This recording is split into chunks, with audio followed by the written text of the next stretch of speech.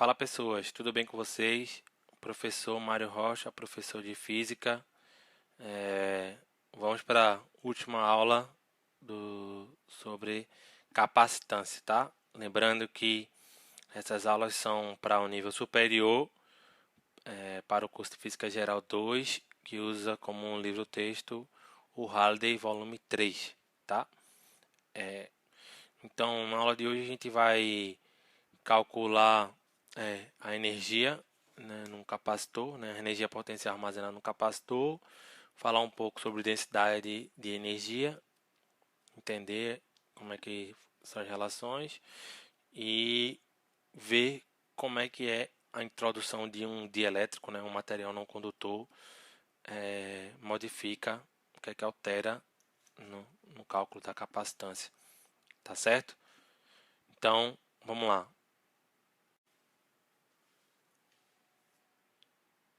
Então, a energia armazenada em um capacitor, ela pode ser obtida com a gente fazendo a seguinte definição. Então, a gente sabe que o potencial elétrico ele é dado por energia potencial por carga, né? A definição das primeiras aulas de potencial elétrico. Então, o nosso potencial pode ser calculado simplesmente como uma taxa, né? Taxa variacional du dq, tá bom? Então, o elemento infinitesimal de energia dividido pelo elemento infinitesimal de carga também vai dar o potencial. Tá? Então, eu isolando aqui, né, digamos assim, que os matemáticos me perdoem, o du ele pode ser calculado como um V dq, tranquilo? Então, a energia potencial, né, a energia armazenada, seria integral de V dq. Só que eu não posso simplesmente integrar, porque senão ia voltar para VQ, né? Ia voltar para essa condição aqui. E aí o que é que eu faço? Como eu sei como é a dependência do potencial em relação à carga, né, a diferença de potencial em relação à carga, que a gente calculou nas aulas passadas, o potencial é a carga sobre a capacitância, tá? E como eu considero que inicialmente ele está descarregado, ele vai até uma carga ficar carregado com a carga Qzão, então eu vou integrar de 0 a Qzão, Q sobre C dq. E aí essa integral de Q dq é fácil, que fica Q ao quadrado sobre 2 de 0 a Q. Então isso aqui vai ficar Qzão ao quadrado sobre 2C. Então, uma maneira de você calcular a energia armazenada, né, num capacitor é, se você conhecer a carga dele e a capacitância, fazer a carga ao quadrado sobre 2C. Tá? Veja que eu não falei aqui da forma do capacitor, né, nem nada. Então, esse cálculo serve para qualquer geometria, tá bom? Serve para você calcular o capacitor de qualquer forma geométrica. Caso você não conheça a carga, mas conheça a DDP entre os capacitores, você pode, no lugar da carga, substituir por CV, né? A carga não é C vezes V, onde C é a capacitância, então isso aqui vai ficar V ao quadrado sobre C ao quadrado.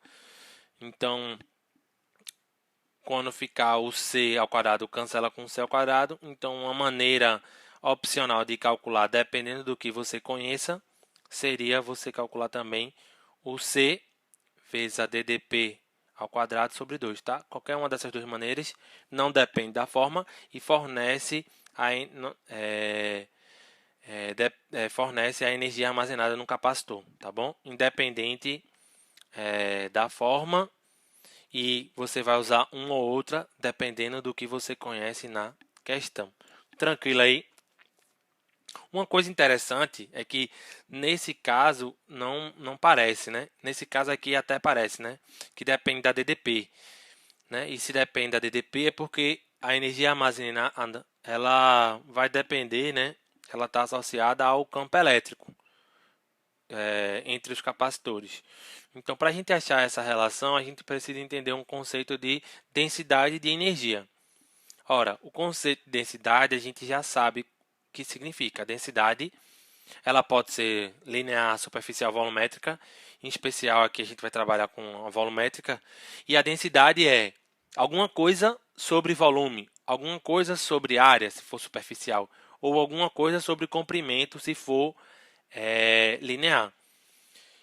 No caso de densidade de energia, seria energia por comprimento, energia por área, energia por volume, tá? Então, como eu quero trabalhar, nesse caso, com sistemas tridimensionais, a energia está num volume, então a minha densidade de energia, que eu represento pela letra μ, tá certo? Ela, por definição, é a minha energia total, pelo volume total, ou o du, aí eu estou botando aqui vol, para não confundir com V de potencial, tá? Mas é o vol de volume, tá? Então, a densidade de energia, né, a densidade volumétrica de energia, seria o du sobre o d volume. Tá? E o que eu quero mostrar? Que eu quero mostrar que a quantidade de energia, né, a densidade de energia, ela está relacionada com o campo elétrico e vice-versa. Por simplicidade, tá? Eu vou pegar os resultados que a gente já tem do capacitor de placas paralelas, tá ok? Mas os resultados que a gente vai encontrar, ele vai também ele vai ser o mesmo independente da forma escolhida, tá bom? Então eu vou começar a fazer no caso de placas paralelas, porque a gente já calculou e sabe as coisas no capacitor de placas paralelas, por exemplo, quem é a capacitância, como é a DDP, e são expressões menores e mais simples, tá bom? Então, a densidade de energia, tá? Para um capacitor de placas paralelas é CV ao quadrado sobre 2, tá certo? E a gente sabe de aulas anteriores que a capacitância é o ε0 A sobre D, né? Onde A é a área da placa e D é a distância que separam as placas, tá bom? E aí eu vou calcular na fórmula de densidade de energia, que seria energia sobre volume, tá certo?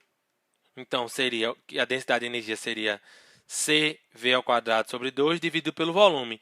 E quem seria o volume? Entre as placas? Então, o volume seria o volume entre as placas paralelas, né? Que seria a área da base, que é A, vezes a altura, que seria a distância que separa as placas, que seria D. Então, o volume entre as placas paralelas seria A vezes D. Então, substituindo aqui, a gente sabe que a capacitância é dada por isso. Então, eu estou colocando aqui ε0 D. Tá vendo? ε0 A sobre D é o C. V ao quadrado sobre 2. E o volume é AD. Aí eu cancelo aqui o A com A. Né? Repete a primeira, multiplica pelo inverso da segunda. O D vai multiplicar com D, então vai ficar D ao quadrado. Tá bom? Então, isso aqui vai ficar ε0 V ao quadrado sobre 2 D ao quadrado. Só que V ao quadrado sobre D ao quadrado, né? O V sobre D nada mais é do que o campo elétrico entre as placas, né? Ele não é uniforme, né? A DDP não é integral de EdL, basicamente isso, né? Menos a integral de EdL. Pegando só a DDP, a gente viu que a DDP ia ser só o E vezes o L, que seria o próprio D. Então, o E seria o V sobre D, tá aqui. Então, o V ao quadrado sobre D ao quadrado nada mais é do que o módulo, né, do campo elétrico ao quadrado entre as placas. E aí, resumindo, a densidade de energia vai ficar só ε0 sobre 2 E ao quadrado. E aí veja que a densidade de energia ela só depende do módulo de E, tá? E eu escolhi para fazer por placas paralelas, mas se você fizesse para capacitor cilíndrico, aí a capacitância que você ia usar a capacitância cilíndrica, o volume ia ser o volume lá entre os cilindros, tá? Não teria problema, você chegaria a esse mesmo resultado. Então, ele vale para qualquer capacitor. Eu fiz, por exemplo, o caso do capacitor de placas paralelas. Mas esse resultado ele vale para qualquer situação, tá bom? Então, eu consegui relacionar aqui, ó, que a minha densidade de energia está relacionada com o meu campo elétrico. Ou seja, quanto maior é o campo elétrico, mais energia por volume, faz sentido, né? Mais energia naquele volume eu tenho, né? Beleza? E se você quiser calcular a energia, né? A energia naquele ponto, basta você integrar, né? Aqui a minha energia total. No caso de placas paralelas é tranquilo, o E sairia, né? Seria uma constante, ele sairia. Mas caso o E não seja uniforme, né? Ele dependa do ponto a ponto, como no caso, sei lá, de um capacitor esférico, né, cilíndrico, né, o campo entre depende do ponto, né? Então você deveria calcular a integral. Então, calculando aqui a integral de U, então integral a energia seria o μ dV, onde o μ é o ε0 é o quadrado sobre 2. O ε0 sobre 2 é constante, então se você calcular essa energia, né, essa integral no volume de E ao quadrado dV, você acha a energia total, tá certo? Beleza? Isso a gente está relacionando a energia com o campo elétrico no volume. Tranquilo? Dúvidas? Deixe no comentário. Vamos agora para a nossa última parte do curso de do curso não, né? Para as aulas de capacitância, tá? Que é o dielétrico, tá? E o que é um dielétrico? Então, o dielétrico, ele é um meio material, tá? Não é material, é um meio não condutor. O que significa isso, Mário? Em outras palavras, um dielétrico é um sinônimo para isolante. Obviamente, deve-se saber que não existe um isolante perfeito, né? Dependendo da DDP que você coloque, você consegue ter o que a gente chama de a ruptura dielétrica, né? Ou seja, se você coloca uma tensão muito grande em um isolante, ele passa a ser um condutor, né? Porque cada material, mesmo que seja isolante, ele tem a rigidez dielétrica, né? E ela é finita. Então, alguns são maiores, outros são menores, né? Se você tem uma rigidez alta, você precisa elevar uma alta tensão para quebrar e fazer com que aquele material ele vire um condutor, tá certo? E aí, o que é que a gente pode dizer? Então, vamos considerar o caso em que um capacitor ele vai ser preenchido com um dielétrico. No caso em que ele esteja sem, né, A e B são os terminais, aqui vamos supor positivo e aqui o negativo, então esse capacitor ele está uma DDP V0 e o zero significa que ele está sem o dielétrico. Então a capacitância seria a carga, né, sem o dielétrico dividido pela DDP sem o dielétrico. Na presença do dielétrico, então vou preencher aqui com material isolante, ligados aos mesmos materiais, e agora eu vou ter uma nova capacitância, tá? Que vai ser diferente dessa. E essa capacitância ela foi determinada empiricamente, né, experimentalmente, basicamente, primeiro por Cavendish, em 1773, tá? Mas quem elaborou mesmo foi Faraday, em 1837, tá? Mas ambos observaram que a capacitância na presença de um dielétrico era maior do que a capacitância sem o dielétrico. E essa capacitância era proporcional a capacitância com o dielétrico era proporcional à capacitância sem o dielétrico, tá? E aí eles determinaram a relação que seria que o nosso C, a capacitância com o dielétrico, seria o K, que é a constante dielétrica, digamos assim, vezes o C0, que seria o caso no vácuo, tá? Esse K é sempre um número maior ou igual a 1. No caso dele ser igual a 1, equivale ao vácuo, né? Para qualquer outro meio, ele é um valor positivo, fazendo com que sempre a capacitância na presença do dielétrico aumente de um fator de K. Beleza? Tranquilo? Então, segue. O que é que acontece? No caso em que você coloque dois DDPs, tá, ligados a uma mesma tensão, né?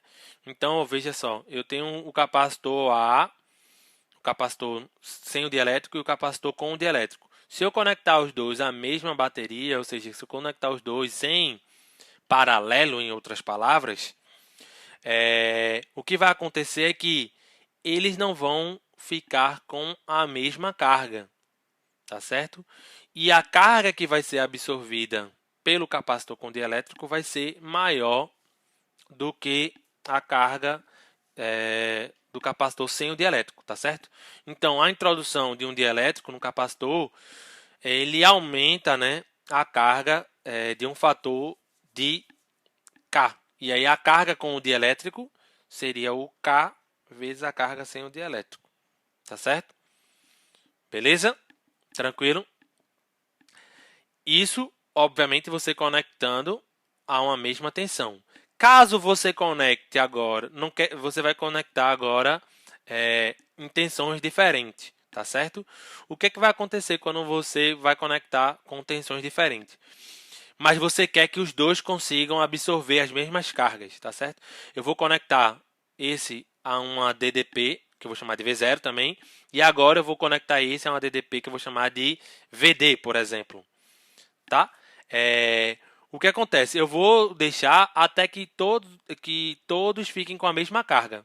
O que acontece é que quando todos ficam com a mesma carga, a tensão, a tensão vai ficar menor no caso no dielétrico, tá? Tá, faltou essa observação aqui, tá? Que o dielétrico, além de aumentar a carga armazenada, ele também serve como uma proteção mecânica, né? Contra quedas e os choques mecânicos, tá? Então, novamente, agora a introdução do dielétrico para DDP, ele faz com que a tensão diminua um fator de K, tá certo? Então, para você ter a mesma carga, você usa uma tensão menor com a DDP, com o capacitor com o dielétrico, tá? Então, a tensão ela pode ser, para atingir a mesma carga, você pode ter uma tensão reduzida de K. Tranquilo? Beleza? E a pergunta que eu faço é, e o campo elétrico? E o campo elétrico? O que é que acontece com o campo elétrico? Ora, se a DDP com o dielétrico diminui, e a DDP tem a ver com o campo elétrico, é provável que o campo elétrico também diminua. Mas vamos entender, tá? Então, o campo elétrico, né, diminui no caso de placas paralelas, né? Esse V é o ED e esse V0 é o E0, é D. Aí o D cancela com o D, então o campo elétrico também diminui de um fator de K, tá certo? Então a carga aumenta com a presença do dielétrico, mas a tensão e o campo diminuem, tá certo? Vamos entender microscopicamente por que acontece essa diminuição e por que o campo elétrico diminui com a introdução do dielétrico. Então, o campo elétrico ele vai diminuir com a introdução do dielétrico no capacitor, porque imagine a situação que você tem aqui, o capacitor de placas paralelas 1, tá? Separado aqui por uma distância D. Por simplicidade, eu vou considerar que aqui eu tenho uma placa positiva e aqui a placa negativa, e ele gera um campo elétrico uniforme E0, tá? Que seria o campo sem o dielétrico. E aí o meu campo total aqui dentro é o próprio E0, beleza? Agora, na presença de um dielétrico, né? Na presença de um dielétrico, então eu vou preencher aqui.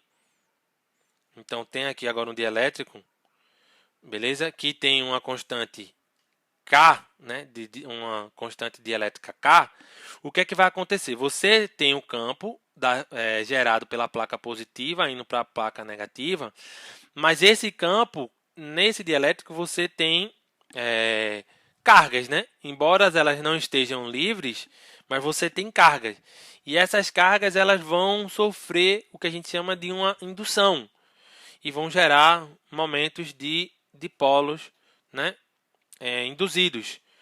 E aí, ou seja, essa placa positiva ela vai atrair as cargas negativas e repelir as cargas positivas. Então você vai ficar com uns dipolos induzidos aqui nessa região. E aí veja que, ao contrário do que as placas sugerem, você vai ter um acúmulo de cargas induzidas negativa próximo da placa positiva e um acúmulo de cargas positiva, né, próximo da placa negativa. Então essas cargas induzidas vão também gerar um campo elétrico que a gente chama de campo elétrico induzido. E esse campo elétrico induzido ele vai fazer o quê? Ele vai se opor ao campo externo que ele está submetido, né? Porque não é da positiva para a negativa, então cada carga induzida aqui, cada dipolo induzido aqui, vai gerar um campo aqui, no caso aqui, um campo para a esquerda, um campo para a esquerda, um campo para a esquerda, um campo para a esquerda, um campo para a esquerda. Então ele vai gerar um campo total para a esquerda, que é o que a gente chama de campo elétrico induzido. Então, o E0 seria o campo na ausência do dielétrico, né, normal, mas com a introdução do dielétrico, ele induz um campo de sentido oposto ao E0, resultando, né, obviamente menor do que o E0, mas ainda assim fazendo um efeito, que a gente chama de campo elétrico induzido, que eu chamei aqui de E'. E aí o meu campo resultante, né, ele vai ser ainda para a direita, mas um valor menor do que o sem o dielétrico. Ou seja, o campo elétrico ele vai reduzir, como esperado, tá certo? E vetorialmente o campo elétrico seria a soma do E0 mais o E, e os módulos do resultante seria o E0, como tem sentidos, mesma direção, mas sentidos opostos, o E0 menos o campo induzido, tá? Beleza? Quem é esse campo resultante? A gente já sabe que esse campo resultante ele reduz o campo sem dielétrico de um fator de K, né, que a gente viu no slide passado.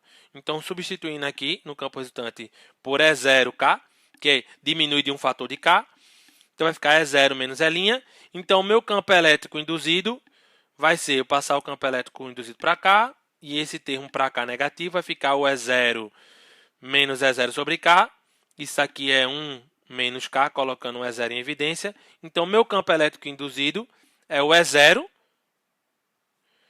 K menos 1 sobre K. De modo que se o meu K for 1, né, se o meu K for 1, o meu campo elétrico induzido é 0, ou seja, você não vai ter esse campo, né? Você não tem dielétrico, o K é 1 significa não ter dielétrico. Estou colocando aqui, quando o K for 1, você não tem campo elétrico induzido, ou logo você também não tem carga elétrica induzida. Tranquilo? Outra coisa importante é que o E, tá? O E' ele sempre se opõe ao E0, tá? Então, a introdução do efeito, né, que o dielétrico provoca é tentar diminuir, né, enfraquecer o campo externo das placas, né? E qual é esse motivo? E por que ele tenta fazer isso, né? Porque a natureza, né? Porque a natureza ela tende a se permanecer nos seus estados. Então, quando você tem uma região que está nessa, né, e eu coloco um dielétrico, a tendência é que os elétrons que estão fixos, né, as cargas que estão fixas no isolante, elas tendem a se opor a essa mudança de movimento.